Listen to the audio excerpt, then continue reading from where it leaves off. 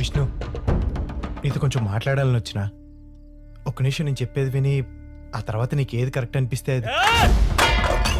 ఏందిరా చెప్పేది? గతలేదు నా కొడక. ఎంత ధైర్యం రా నీకు? నీ బతికెంత బా?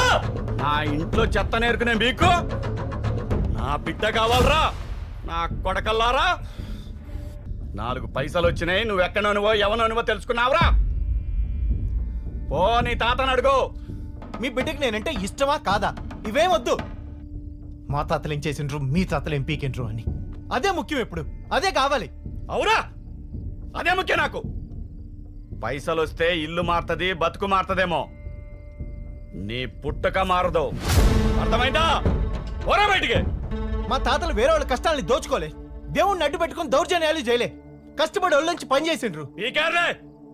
అదే తప్ప అయిపోయింది. ఇప్పుడు వీళ్ళేదో పైనుంచి రాయించుకుని పుట్టినట్టు. ఏ ఇదంతా కాదు, నాకు సుజాత అంటే ఇష్టం. నా కొడక ఎంత బతకాలనుకుంటున్నా.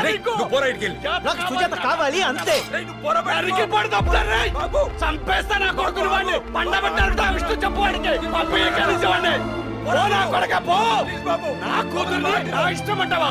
ఎంత ధైర్యం రా? నరికి పడి తప్పుతారా? ఎంత తమ్మురా నీకు? వదే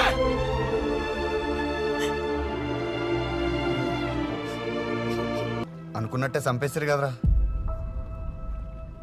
ఏ మనుషులరా మీరు? ఛీ! అరే పాపంరా వాడు. ఒక్కడే కొడుకు, వానికున్న ఆస్తికి తిని కూసోవచ్చు. ఎంత చదువుకున్నా, ఎంత ఆస్తున్నా వాడిని చూసే కొలమానం కులమే అని తెలియని అమాయకుడురా వాడు.